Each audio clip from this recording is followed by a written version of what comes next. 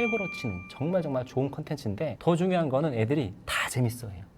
4살, 5살 할 거 없이 초등학교 3학년 친구들까지 다 재밌어하는, 많은 전문가들이 가장 부정적으로 보는 게 그러니까 영상을 보여주면서 수동적이다, 일방적이다 하는 거잖아요. 근데 이 영상에서는 의도적으로 아이들의 그런 이제 아웃풋을 유도를 하죠. 그래도 어떻게 어린아이들한테 영상 노출을 그렇게 오래 시키며 그 영어가 뭐 그렇게 중요해. 그래도 나는 책은 종이로 읽어야 되고 이런 그렇죠. 부모님들에게 어떤 말씀을 해주시고 싶으실까요?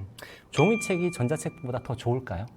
어떤 학습을 할 때나 이런 지식을 볼 때는 전자책보다 종이책이 좋다고 하는 사람들도 있죠. 네. 근데 가장 좋은 건 사실 이거는 이제 과학적으로 밝혀진 건데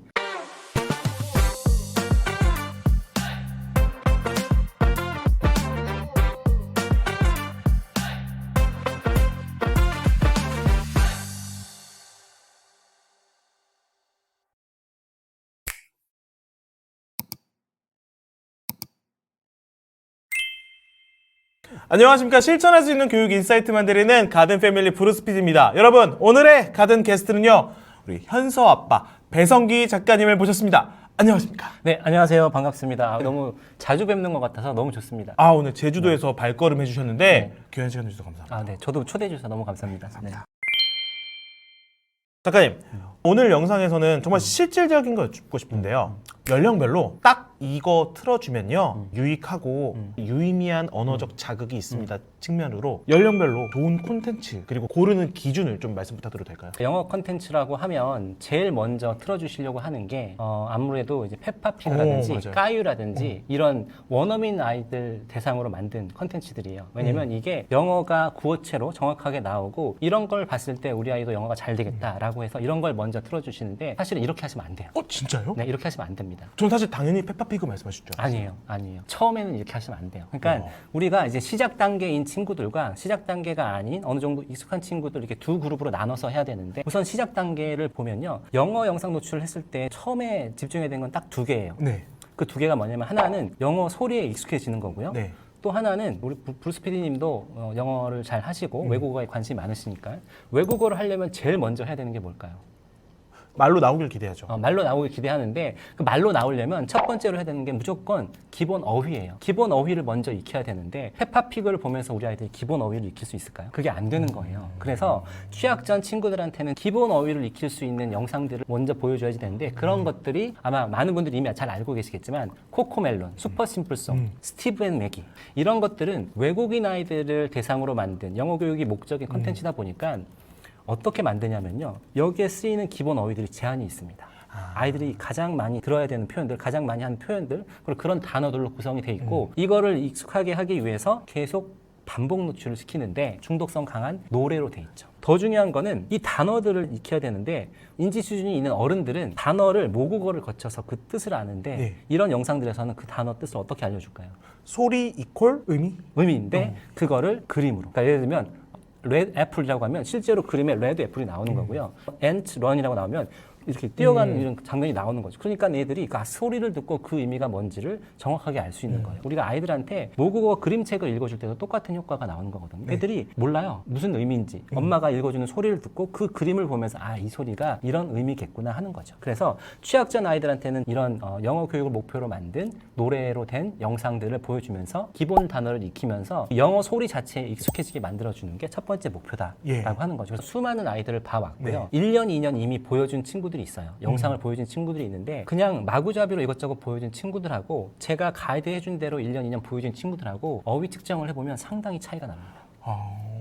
초반에 아이들이 기본 어휘를 익히고 보게 되면 똑같이 페파피그를 보더라도 그 1년 동안 기본 어휘나 기본 표현을 익힌 친구들하고 그렇지 않고 그냥 보면서 내용을 그냥 추측은 하지만 정확히 모르는 거죠. 이런 친구들하고는 똑같이 1시간을 봐도 그 효과가 다르겠죠. 그래서 처음에 보여줄 때는 아이들이 기본 단어 300개와 기본 표현을 익힐 수 있는 영상들로 보여주시는 게 가장 중요합니다. 질문 하나요. 실제 저희 집에서 있는 일인데요. 정원이가 차를 타거나 어디를 이동을 할 때 잠깐 정말 5분, 10분 공공장소에서 이동 간에 잠깐 틀어주면서 너는 이 영어 영상이라도 틀어주면 좀 낫겠지라고 저도 그런 믿음으로 틀어주거든요. 괜찮아요?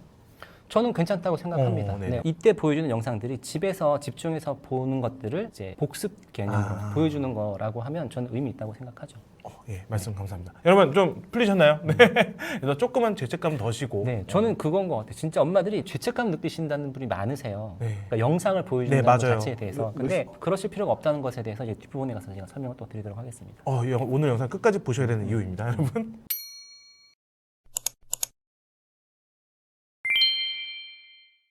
그러니까 이것도 추동 입학 후에는 두 가지로 나눠야 될 것 같아요. 아까처럼 기본 단어나 이런 것들을 잘 익혀진 친구들 친구가. 네. 같은 경우는 그 페파피그나 아니면 요새는 블루이가 굉장히 좋고요. 블루이요. 그다음에 고전적으로는 까유라는 컨텐츠가 또 까유. 있죠. 또 이제 제가 하는 과정에서 가장 인기가 많았었던 게 1등이 아까 스티브 앤 맥이었고 2등이 넘버블럭스였습니다. 넘버블럭스는 잘 아시겠지만 영국의 공영방송인 BBC에서 만든 거고요. 네. BBC에서 이제 유아용을 대상으로 한 CBBC라는 채널이 있어요. 거기서 만든 아이들 이제 수학과 수 교육용 컨텐츠인데 이거는 우리나라 이제 수학 교육을 하는 여러 인플루언서들도 최고로 치는 정말 좋은 컨텐츠인데 더 중요한 거는 애들이 다 재밌어해요. 4살, 5살 할 거 없이 초등학교 3학년 친구들까지 다 재밌어하는 이런 컨텐츠여서 넘버블럭스 제가 너무너무 추천을 드리고 여기서 이제 수나 수학을 가르쳐주는 게 목적이긴 하지만 원어민 아이들이 보는 거다 보니까 완전한 구어체 문장도 참 많이 나오고 좋은 표현도 많이 나와서 네. 아주 좋은 컨텐츠라고 생각을 합니다. 그리고 또 하나 추천해 드릴 거는 미스 레이첼이라고 하는 채널이 있어요. 레이첼. 미스 레이첼. 네. 이거는 뭐냐면 그러니까 원어민 아이들 대상으로 말하기를 이제 가르쳐주는 이제 선생님이 이렇게 나오셔서 실제로 입모양도 보여주고 여러 좋은 표현들을 직접 이렇게 표현해 주는 채널인데 이 채널 이제 아이들이 발화가 시작될 무렵에 보여주시면 아이들 발화를 끌어낼 수 있죠. 그러니까 영상을 보여주면서 많은 전문가들이 가장 부정적으로 보는 게 수동적이다, 일방적이다 하는 거잖아요. 근데 이 영상에서는 의도적으로 아이들의 그런 이제 아웃풋을 유도를 하죠. 그래서 영상에서 따라 해보게. 진행자가. 네, 진행자가. 그리고 아까는 이제 노출이 잘 된 친구들 이런 채널을 보여주면 되는데 문제는 영상 노출 안 하다가 초등학교 1학년, 2학년 때 돼서 이제 막 시작하는 친구들. 네. 이제 이런 친구들은 아까 슈퍼시무이나 이런 거 보여줘도 유치하다고 안 보거든요. 어. 이런 친구들한테는 벤텐이나 아니면 아이들 흥미 위주의 컨텐츠들을 보여주면서 제가 아까 말씀드렸던 게 영어 영상을 보여준 두 가지 목표가 기본 단어와 표현을 익히는 것, 또 하나는 영어 소리에 익숙해지는 거잖아요. 그러니까 영어가 좋아해지고 만만해져야 되는 거예요. 영어라는 언어 자체가. 이런 친구들은 영어가 무슨 말인지 잘 모르지만 그래도 내가 좋아하는 흥미있어하는 컨텐츠들을 보면서 익숙해질 필요가 있기 때문에 저는 효과가 없다고 볼 수 없다고 생각하거든요. 네. 그래서 이런 친구들한테 보여주면 좋은 채널들이 약간 이제 매운맛에는 장난감 언박싱 채널들이 있어요. 그래서 그 중에서 좀 괜찮은 거, 너무 매운맛 아니고 조금 건전한 게 라이언스 월드라는 게 있습니다. 라이언스 월드요? 라이언스 월드하고 CKN 토이즈라고 하는 채널이 이제 남자아이들이 보기에는 좀 괜찮은 채널이고 또 이제 여자아이들도 보기에 괜찮은 채널이 제네비스 플레이하우스라는 채널이 있어요. 네. 요거는 인기 TV 캐릭터들의 피규어를 가지고 이렇게 롤플레이를 하면서 네네네. 말을 하는 거예요. 그럼 애들이 어떤 효과가 나냐면 예를 들면 페파피그를 좋아한다. 그러면 이 페파피그 피규어가 나와서 막 이렇게 플레이를 하거든요. 롤플레이를. 그러면 애들이 이걸 보고 따라해요.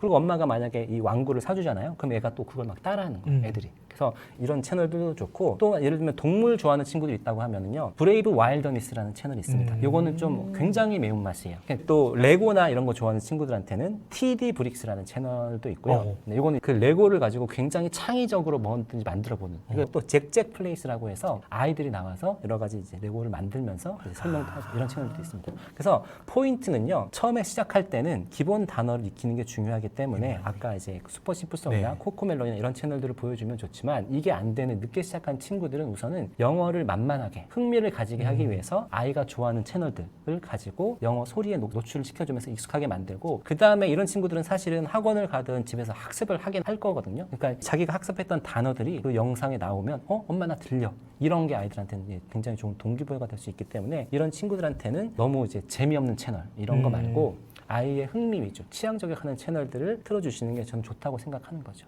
정원이 같은 경우에는 이제 디즈니 플러스에 있는 뭐 인사이드 아웃 2라든지 라이언 킹을 한 10대 번 본 것 같아요. 현서도 그러니까 아까 라이언 킹, 네. 겨울왕국, 그다음에 뭐 인사이드. 빅히어로 6, 인사이드 아웃 이런 거 60번도 넘게 봤어요. 진짜요? 저는 이제 이거를 무조건 영어로만 보여주시는 것보다 중간에 한두 번쯤은 한국어 더빙판을 보여주시는 것도 괜찮다고 생각해요. 왜냐면 내용이 재밌어서 계속 보는 거고 거기에 이제 한국어 더빙판을 보게 되면 완전 이해할 수 있게 되잖아요. 우리말이니까. 그리고 거기서 나오는 주요 표현들은 애들이 한국어 문장을 기억을 거의 할 거예요. 그럼 잘 듣고 있다가 영어로 이제 애들이 저 때 우리말로는 이거였는데 영어로는 어떤 표현인지를 캐치를 하게 되는 거죠.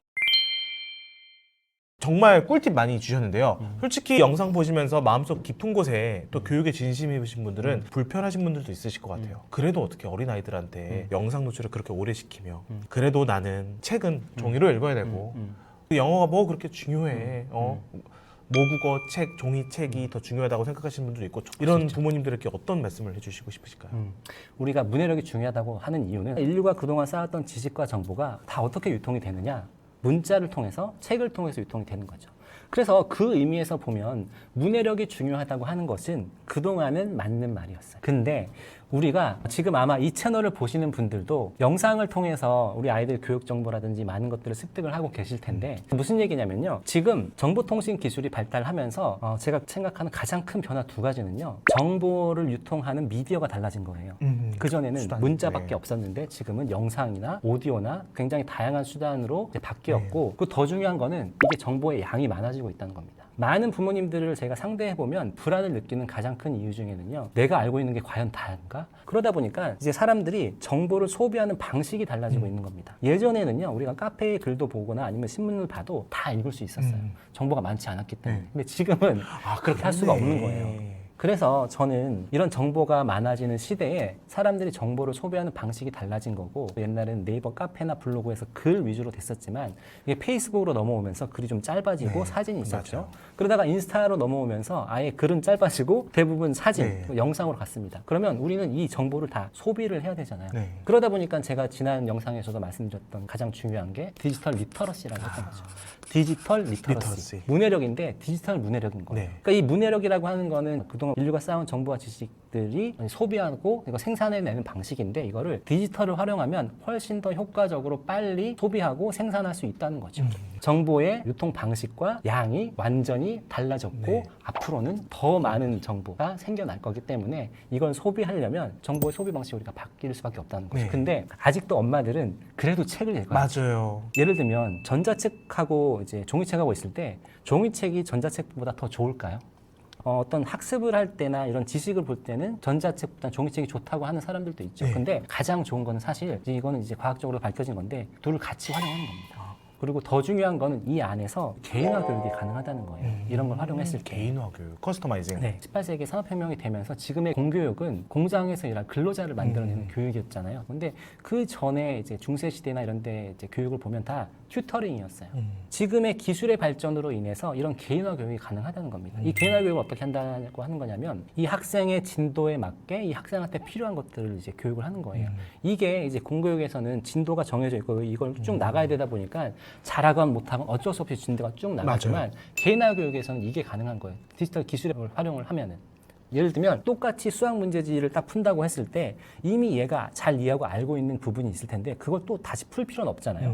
못하는 것에 집중을 해서 이걸 마스터리 교육이라고 하는데 완전 학습이라고 하는데 못하는 거를 할 수 있을 때까지 거기에 맞게 이렇게 해주는 거죠. 근데 우리 공교육에서는 그렇게 할 수가 없잖아요. 왜냐면 선생님 한 분이 수많은 학생들을 다 데리고 가야 되고 이젠 기술의 발전으로 인해서 이런 것들이 가능하다는 겁니다. 네, 그리고 가든 패밀리 채널에 보면은 비학군지에서도 어떤 학습이 가능하다, 종성이 가능하다 맞아요. 이런 거 되게 많잖아요. 근데 이런 게 가능했던 게 저도 사실은 현서랑 7년 동안 살았던 데가 용인시 처인구라고 굉장히 좀 외진데였고 여기서도 훌륭한 학습을 할 수 있었던 게 이런 다 기술의 발전, 그러니까 디지털 리터러시 능력을 잘 활용했기 때문이거든요. 이거를 할 수 있는 사람과 그렇지 않은 사람은 앞으로 격차가 더 커질 거다. 산업 분야에 있어서도 그렇고 교육에 있어서도 그렇고 옛날에 우리가 좋은 성적을 거두려면 뭐 노량진으로 갔었어야 됐잖아요. 입시든 뭐든. 근데 이제 메가스터디라는 게 생겨나면서 전국에 어디서나 똑같은 교육을 받을 수 있는 시대가 됐던 것처럼 우리 아이들한테도 부모님들이 이 디지털 리터러시를 잘 활용할 수 있다고 하면 충분히 우리 아이한테 맞는 교육을 할 수 있는 거고 제가 오늘도 영어 유튜브 채널들을 소개를 해드렸지만 사실 이걸 가지고만 하시기에는 또 분명히 어려우심이 있으실 거예요. 왜냐면 제가 채널 소개는 해드렸지만 그 안에서 어떤 영상들을 차례대로 보여야 되는지 그리고 이거 다음에 어떻게 되는지에 대한 게 없으실 텐데 이제 교육 업체들 좋은 데서는 이런 것들을 이미 다 세팅을 다 해놓고 커리큘럼을 맞춰놓고 다 해주는 데들이 있고 그리고 이 안에서도 아까 말씀드렸던 것처럼 아이의 레벨이나 능력에 따라서 컨텐츠들이 이제 다 조절이 되는 게 있고 저도 교육기업에 있었고 이게 러닝 사이언스라고 하거든요. 결국은 우리가 커리큘럼 설계를 한다는 건 뭐냐면 지금 우리 학습 대상인 친구들이 80% 이해할 수 있는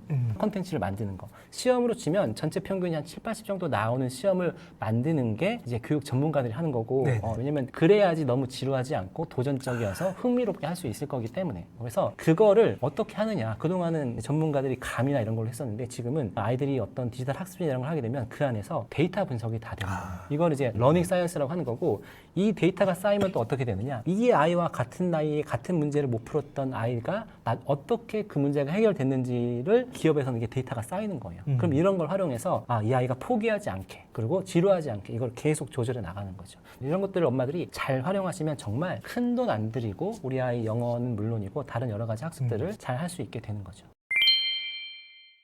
교육공학자이시잖아요. 네. 그리고 교육 인플루언서이십니다. 자, 이런 게 안 궁금할 수가 없는데요. 작년 인터뷰에서는 현서에게 문제 해결 능력, 기업가 정신을 키워주기 위해서 실제로 발주도 시켜보신다고 하셨고 대단히 신선한 아이디어를 많이 주셨는데요.